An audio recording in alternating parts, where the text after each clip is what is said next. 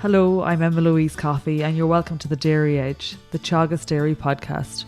We're bringing you the latest information, insights and opinion to improve dairy farm performance. On this week's episode, Donal, Patton and Reilly reflect on research findings from the Ballyhaise farm, which inform optimum stocking rate and grazing days for difficult land types. And Barry first explained the level of grass production. Basically, if we continue to spread 250 kilos of N over the last 10 years, we would be growing 14 tonnes. Sometimes it's 15, sometimes it's 16, sometimes it's slightly less than the 14. But on average, Ballyhaise is capable of growing roughly 14 tonne of grass. However, we stick to kind of our principles in the back end. On the 1st of December, we need to have a farm cover of 750. Some years that means we're housed late October. Some years it means we're housed mid-November. It depends on the year itself. We generally start to calve between the 10th and 20th of February, and we need to have a farm cover of somewhere between 900 to 1,000. And we're basically out full time from the get-go. This year, for example, we missed, I think it was 4 grazings this spring, but there's, February nearly every year is on-off grazing the whole way through. And you usually have 5 to 10 days or nights housed due to weather. There's rarely any grass not grazed by the sort of 15th of April. Usually you're scratching your head here on the 10th of April saying, where am I going next? We've no problem getting through area. It's just making sure we have the grass there in the springtime and making sure we have it in the right places. And when you talk about on-off grazing in the month of February, is that totally necessary, Barry? Is it a measure of reducing damage, or what is the thought process behind that? Yeah, I suppose it's a measure of reducing damage. There's some areas on the farm where you wouldn't do damage. Ground conditions is very good, but there's some areas in the farm that you won't get to, that we carry no grass on to make sure that we don't have to go there as such, because it's generally underwater. But yeah, it's more a measure of not doing any damage, I suppose. And to you, Donal, to drill into some of those figures, the 14 tonnes of grass grown, it's a huge number. And as Barry says, that is the kind of rolling average. There is a range within that from year to year, and I suppose hugely dependent on the prevailing weather conditions. But across the year, what sort of production profile do you observe? Yeah, well, sure, look, I suppose it'd be fairly well publicised at this stage. If you compare us to the Moore Park growth curve, Louise, it is different in terms of, particularly at the shoulders. So it's slower to get going in the spring and tails off quicker in the back end. And we have to change some of what we're doing. The basic idea and principle is exactly the same, but we have to alter it a little bit. So I suppose, look, the first thing is that magic day, or when do we sort of get above 40 kilos? And if you look back over, we have, as Barry said there, we have 15 years of 40 walks a year, so we have very good grass growth data right across the year. And if you look at the average, and you're the 15th, 20th of April before you get 40 kilo, above 40 kilos growth rate consistently. So in other words, we don't want really to finish first rotation before the 10th of April. And in the years when we did, and we have done it, you generally end up chasing your tail for 2 rotations after. So it's in and around that 10th to the 15th of April is kind of where we aim, and we'll get there. And if we have to feed at that point, we'll feed to stretch it further. The other interesting thing, and when you go back and you look at these growth curves, there's great information in them, and I'd encourage people who've been measuring for a period of time to actually go back and look at their own figures. But it's usually late May before we hit above 80 consistently. Now, some years, again, it might happen a week earlier or a week later, but generally speaking, it's sort of 20th, 25th of May. So because of that, we don't push our milking platform stocking rate above that sort of 3.8 level at that period of time. So we don't kind of go magic day and then boom, close up a pile of ground for silage. We'll close up enough, which is usually around that 25-30% of our area, we'll close up for silage. And then when we hit that sort of 80s growth, we can push stocking rate up to 4, possibly 4.5 for short periods of time, but thereabout. So it's not going from the whole farm being open to going to 4.5 straight away. It kind of happens in stages. We'll push it up to 3.8, and then at that point we go to 4.5 once the growth rate comes. And it's interesting, Donal, because, you know, I have my, say, south of the country hat on here, and, you know, we don't necessarily have that challenge, but you know, you've gone through the steps of getting from, you know, the milking platform stocking rate of 3, and you will, you know, incrementally rise that to 4.5 based on the increase in grass growth. But you know, the challenge in my mind is utilisation, and particularly in relation to grazed grass for your system. You know, very comfortable at high stocking rates mid-season, but obviously that leaves you with a big hole at the shoulders of the year. So I guess, you know, where is the optimum stocking rate from, you know, a feed supply perspective for a farm with a profile of growth like Ballyhaise? Yeah, well, we've looked at a wide range of different stocking rates over the years, from 2 to 4.5 milking platform stocking rates and everywhere in between. And I suppose in my head, when you do the sums on it at 14 tonnes, really regardless of where you are in the country, 2.3, 2.4 cows per hectare is kind of the stocking rate. If, you know, 5.5 tonnes per cow, if you're aiming for cows doing up on 500 kilos of solids, it's somewhere in that region. So that's whole farm stocking rate. Now on the milking platform, and we'd be the same here.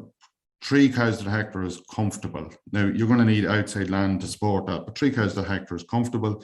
There's some guys up at 3.5. They need to be really on their game.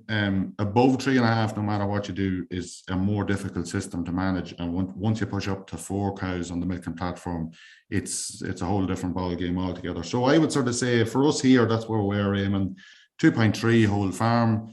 And that's given a little bit of scope, as in, you know, we might make a bit more than what we need silage terms one year, but we might use a bit more of it the next year. So 2.3 in my mind is comfortable, but milking platform, there's no problem going up to 3. And then during the summertime, there's no problem, you know, when we get the growth rates, pushing that up to 4, 4.5 for periods of time. And that figure that you mentioned, milking platform of 3 cows per hectare, you know, where is that in relation to the region's average? Yeah, it's probably not far off it, but you will get, I'd say the region average is probably slightly lower than that, and the region average whole farm is definitely low. It's probably down at 2 cows to the hectare, thereabouts 2 or 2.1. But then you get individuals who are stocked, as I say, at 3.5, 4, 4.5, up to 5. You know what I mean? So there's quite a range there. But look, I would find, you know, once you get up above 3.5, essentially you don't have your silage ground to graze, and it means long periods of housing. You know, you're going to be in at night. We actually ran a trial here years ago at 4.5, and she didn't get out at night until almost the second round. And, you know, by mid-October, maybe early October, we were back in at night. So it was a very, very long housing period, which wouldn't really appeal to me. But, you know, some people are doing it. In that situation, I suppose the key thing is silage quality. If you're doing that, you have to really, really, really good silage quality for them periods. Over the years, it's in and around 1.4 tonne dry matter at the stocking rates we're talking about that you know, we need per cow. And as a rough rule at home, half of that needs to be, you know, 70 DMD, well preserved, dry if possible silage that will maintain cows and avoid problems with calving. But half of it needs to be above mid-70s DMD, you know, higher protein. So basically milking cow feed. So it's a thing that I suppose in terms of cutting dates, you know, 25th of May to, you know, late May, your dry cow silage you can cut late May. If you're aiming for milking cow silage, you probably need to be going a couple of weeks before that. And that's something that we could do with improving on a little bit, is making that more streamlined, that process more streamlined. But we do need to have that good quality silage, because we're not only feeding it to stale cows in the back end, we're also feeding it to fresh cows at times in the spring. Barry, from the figures that you mentioned to us, you're getting cows out from mid-February and, you know, by and large out until the 1st of November. So that's in and around 265 to 270 days at grass. And that's a fairly simple figure. But if we look at cow grazing days, so the number of days each cow is at grass on average, what sort of number are you achieving there? Yeah, so over the past 4 years, that figure for us would be around 235 cow grazing days. Again, I know it accumulates to 270 calendar days as such. The easiest way I can explain it is if we have 60% of the herd calved by the 5th of March and that 60% of the herd is out grazing, well, that's 0.6 of a grazing day. So the 235 cow grazing days, it accounts for grazings missed due to weather or grass shortages or whatever, but it also includes calving pattern as well. So it's roughly 30 days more than the average farmer would be achieving in this region, which also has an effect on resulting in more grass utilised through grazing, higher solid percentages, less silage and concentrate being fed, but also having no effect on, grass growing or soil structure or damage being done as such. It's an interesting one, and to you, Donal, not showing your age, but you've seen Ballyhaise evolve like almost over a 20-year period. That 235 cow grazing days or 270 days at grass, whichever way you look at it, has that always been the case? And how much have you pushed the boundaries on that over the years?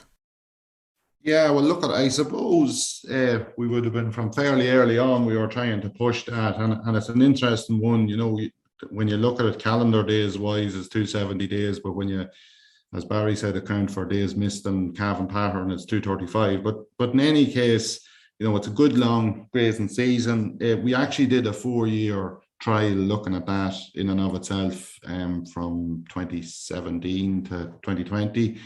And I suppose it was interesting in that, majority of farmers in the locality, when they come in and see maybe what we're doing in February, March in terms of grazing, they would find it a bit unpalatable. They would think that we're doing damage. And we did fairly detailed soil structure analysis. And look, it had no negative impacts from the soil structure point of view. And also grass grown, we grew the same amount of grass across all treatments. So look, we have pushed it, I suppose, over the years. Maybe the question is, can we do more on that? And myself and Barry was just chatting about that.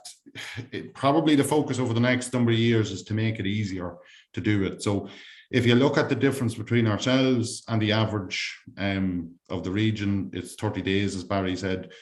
80-90% of that is on-off grazing. So we have to make on-off grazing easier to do, both here and at farm level as well. So for ourselves, look at facilities around, making the sheds easy to divide up and split up in the spring, simple stuff like that. For us, probably the big one is an underpass, which is a big project, but would like to do that sometime in the future because we're crossing roads to around about 40% of our grazing block now.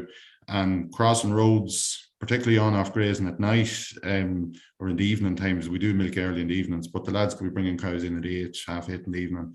It's difficult when you're crossing roads, as anyone who's doing that kind of knows. So to me, the focus, we can always maybe improve bits and pieces around infrastructure, roadways, all that sort of stuff. It's about making it easier rather than, are we going to get any more days than that?